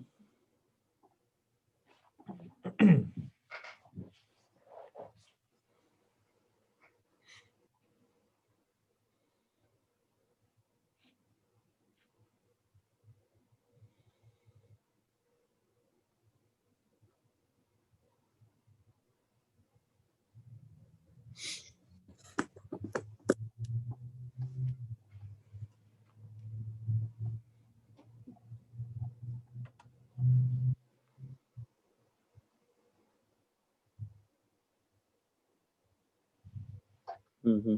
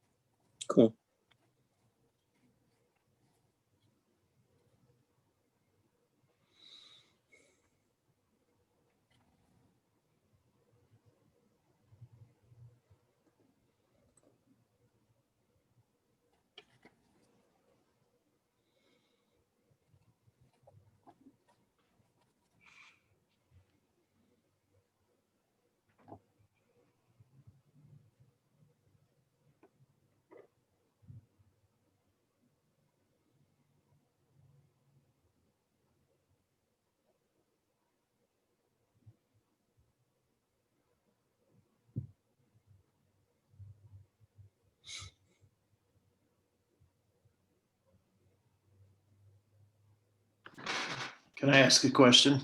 Go right ahead, Marty. So when you're looking at this paragraph, focus group, desire more foot and bike patrol, it's action item that the leadership of Batavia Police Department will review and implement the necessary steps. Right, Liaison. Again, this is another instance where funding could impede the ability to create such a program. Money has always got to be an issue, doesn't it? But I guess my question is, Rachel, has the state funding in 2020, has that changed immensely in regards to the police department? Has it stayed the same, or has there been any increases there? So the city funds the police department directly out of our general fund budget. Our general fund budget is made up of property taxes, sales taxes, and amounts of state funding. Last year, we lost $440,000 of VTL aid. This year, we're going to lose, on top of that, another $350,000 in AIM aid. So we're down, before you say go, $750,000 from that last year into this year. So they don't fund our police at all. We do as a city. We choose to have our police here. We choose to fund our police.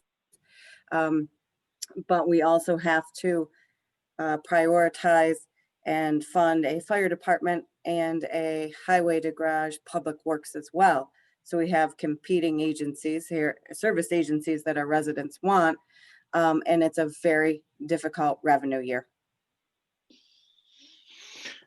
And that's on top of loss of businesses with sales tax because of the year. Yep, and we didn't, in the sales tax loss won't be as great, but it will be there, and it is factored into our reduction of revenue. So we are not coming into this plan from a financial position of strength, but we have the heart to implement it.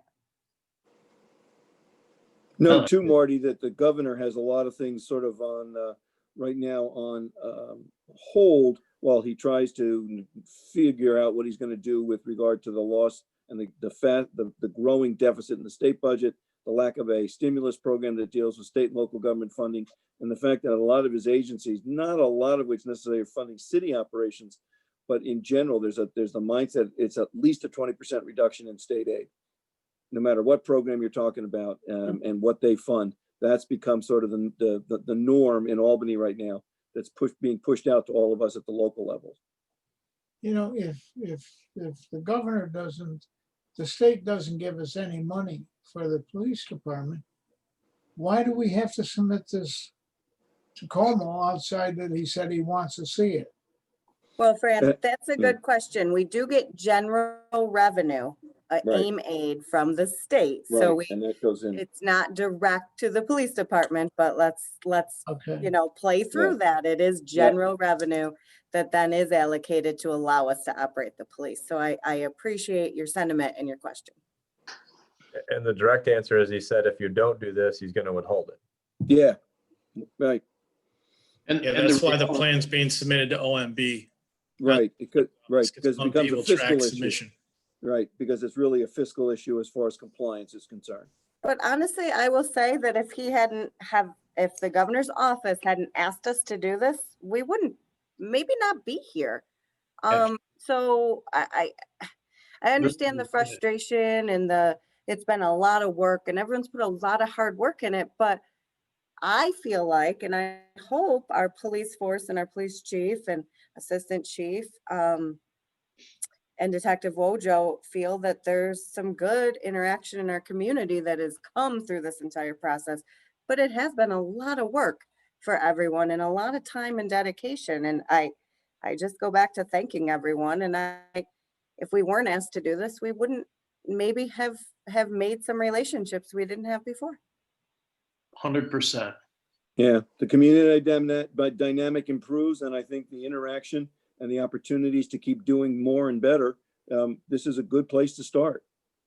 Maybe where we're putting in there, if funds are available, maybe we should change that It will be done as long as New York State will help us and give us more money if we put it in there. Now, therefore, if Como sends back a letter and says he approves it, well, we've got a foot in that, it's called a negative answer.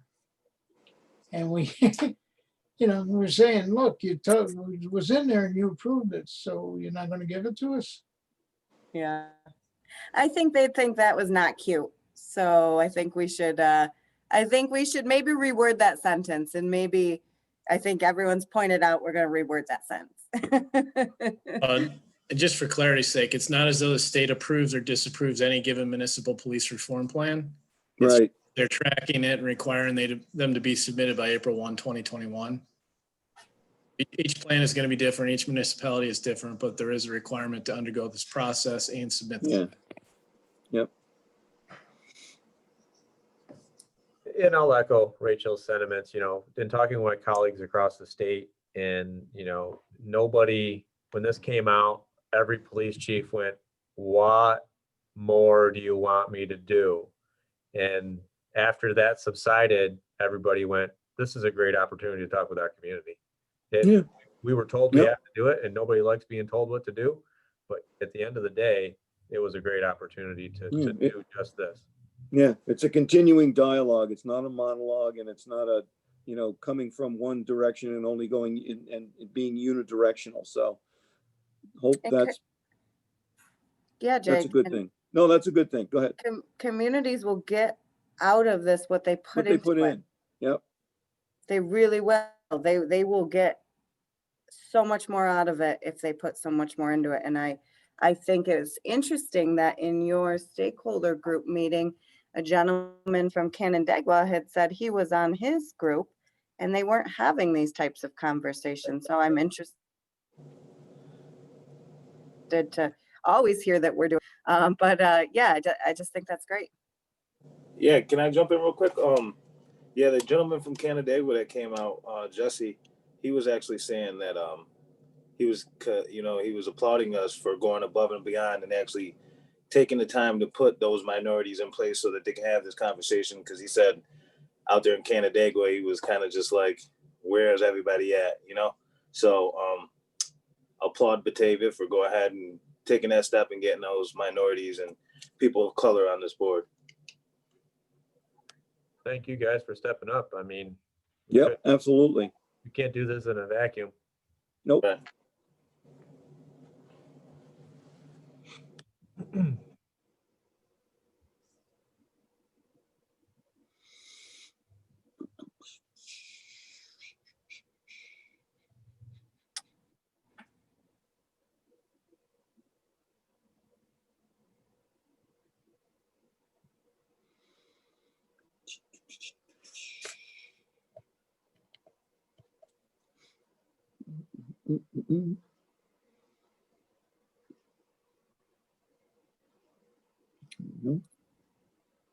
So Sean, just as everyone takes this home to read, can you scroll back up to we touched on it several meetings ago, the information now provided to DCJS, the Department of Criminal Justice Services,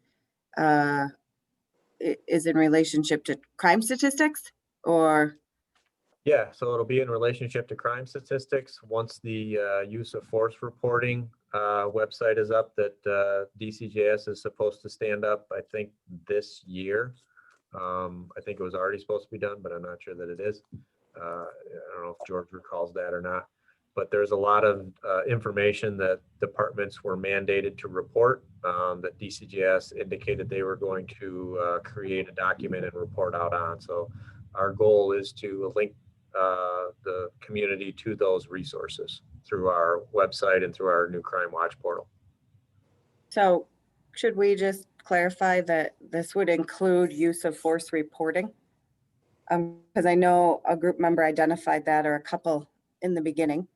And I think this was how we thought we could make sure that our information was shared in a timely manner directly through the state's website. Yeah, I think we can make that ad. Okay, thank you. Thanks, Earl.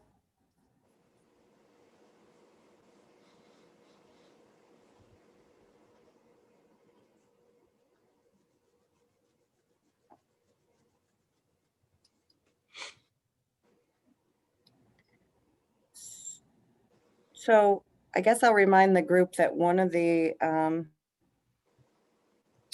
items in the executive order identified that agencies, and I don't know how to put this correctly, should or pursue accreditation. Is that correct, Chief? Yeah, that's correct. Or, yeah, pursue I'm sorry, that is from the federal executive order that they must demonstrate in order to qualify for federal grant funding that they are in the process of pursuing accreditation through a body. The New York State plan, I believe, you just have to demonstrate that you're using accredited or model policies. Okay, so this would be going above and beyond the executive order, but it's something you've worked on since you came to Batavia, correct? Yeah, accreditation. And just to give the group a little update on this, we do have an officer that is assigned to this now who's making tremendous headway, which is fantastic because I was trying to do it on my own for several years. It just wasn't happening. And from a risk management standpoint for a municipality, knowing that the policies they have are updated frequently, that officers must sign off on reading, understanding and comprehending those policies, and that would be certified accredited is very important for operations as a municipality. And Jay, you could speak more to that. Your sheriff's office, I believe, was Yeah, Debbie accredited Conway has years been you were doing there. this. Yep, she's been doing this. And they've had a designated sheriff's deputy doing this for a number of years because each of our divisions has also gotten achieved. But you have to maintain separate accreditation, as well as the overall department at some point. It's really more the components need to be really, really, heavily addressed and identified as part of that process. But again, even anecdotally, with regard to liability insurance and other things that municipal governments are looked at, professional and, employee, liability insurance, things of that nature, public officer laws, things like that. This is all part of what people now look at as, have you done it? Do you do it? And do you continue it? As far as, what we're going to charge you to have in place certain insurance, but even what they look at as far as risk management controls. And I know that, NYMER, which a lot of us all belong to, is very, very, embedded and empowering as far as, doing these kind of things also throughout all the municipalities. Yeah, as the employer, the city wants to have their employees and their officers functioning with the highest level of training that they can. It's a very dangerous profession, a unique profession. And the accreditation just further ensures that our agencies are doing everything they need to do correctly, training not only for the public safety, but for their own safety, the performance of the job. Yeah. The ability to get injured on the job as a police officer, just walking up the steps to a house. Most people go to a job and work at that single location all day long. Our officers go to multiple locations across our city all day long, and it's hazardous. So lots of different good things will come from this accreditation, and I guess I'm thrilled to see it happen for the city.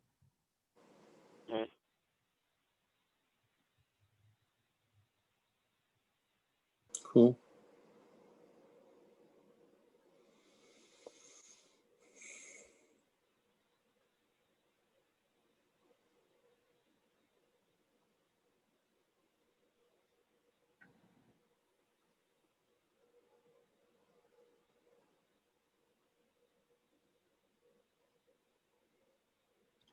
This is my favorite part right here. New York State Civil Service Reform. So Where'd Fran go? You got to wait for him to come back because. Oh, come on. We talked a lot about this at our focus group as well, is, the hiring and the antiquated processes by which the state makes you hire people. Yeah. It does not bode well for hiring a diverse workforce. It's almost impossible in some situations to do that. So, I think one of the things, although we cannot change that at the local level, we can advocate it through our groups and, through our local representatives as well. And I would urge everybody that's on this group to do so, to try to help us, hire a more diverse, reflective of our community force.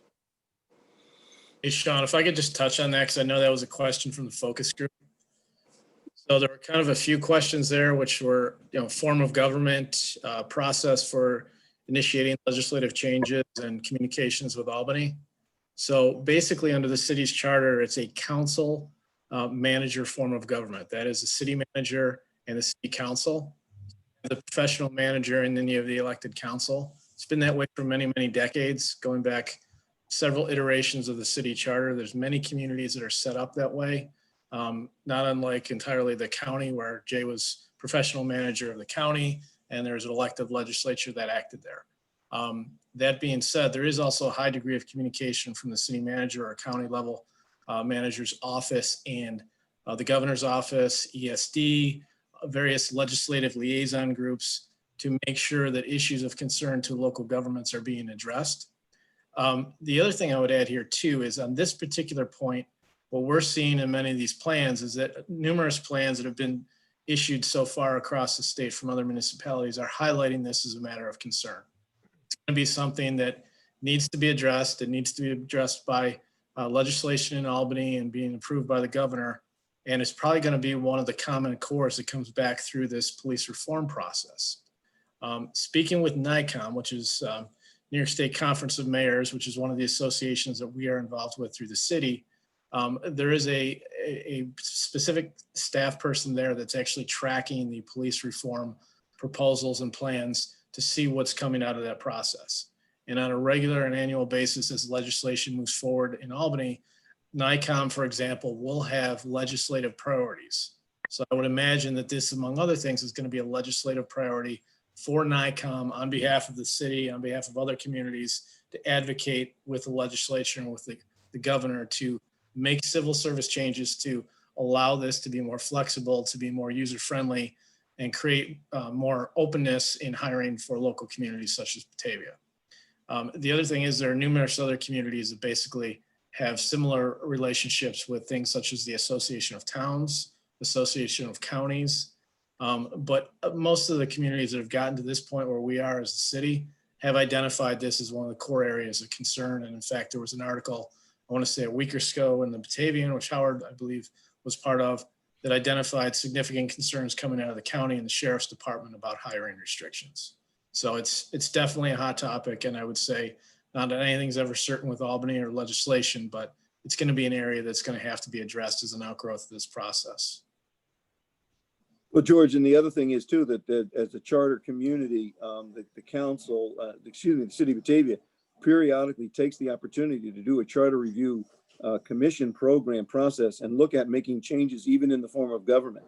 So it hasn't been cast in stone, since the origins of the city of Batavia. There, and in my time here, there's been at least 2, maybe 3 charter review commissions. And again, they can open up the entire process and the entire document with regard to changes, and then they make a recommendation and report to the community. So it's not like this is the one and only true way that this city could be managed or governed. It's just that periodically they've gone back and reaffirmed, since the last mayor was, I believe, Bruce Tehan, that the city of Batavia in general seems to like this form of government. Correct, Jay. Yep.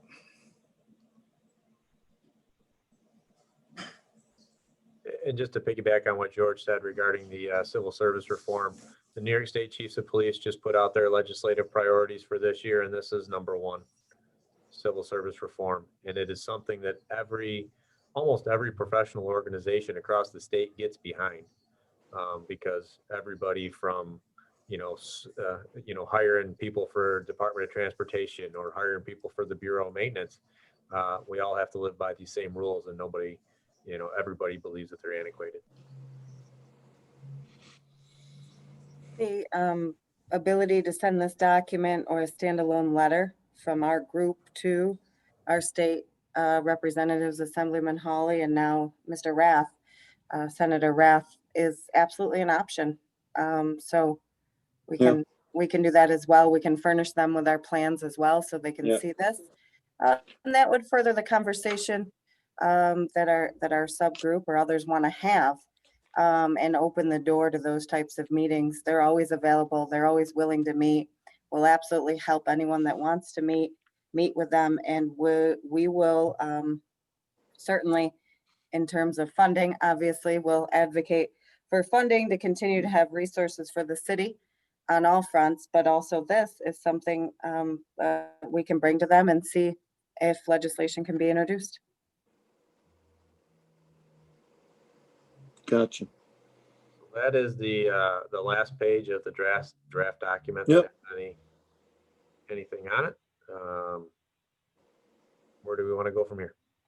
Well, anybody got any last questions? Because realistically, you're going to see the full, see this, and then we can even take more comments or conversation. But again, the other thing is we want to make sure that as many people as possible can commit again to next Thursday, again, from approximately 6 to 8, to go through this and to continue to ask more questions, or seek more nuance as far as, what's getting ready to be prepared and sent to the city council. It's Rachel. I think Rachel mentioned something earlier about deadly force. Did we address that at all? Use of force reporting on officers and part of the statistical analysis done by DCJS. Okay, because we don't know what, we haven't defined what deadly force is yet. Well, the state has defined it for us. Yeah, I was going to say. Right. Okay. Anybody Got a else? have process any- question. Go ahead, Nate. So if we have any ideas or potential revisions or edits, how do we submit them? Well, I think the goal was to have them submitted at the next meeting, barring you can attend the next meeting, to verbally submit it to be discussed and added to the plan or taken out of the plan. I guess I'm not opposed to emails, but we didn't want Jay and Eric, who joined us late. Hi, Eric. Thanks for coming. To get swamped with all these different emails. So, Could we redline it?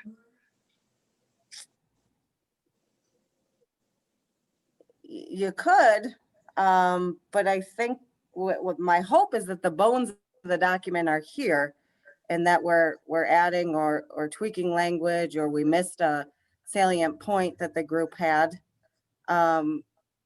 Because again, this is still draft mode. Right, it's still a draft. Final edits, the final,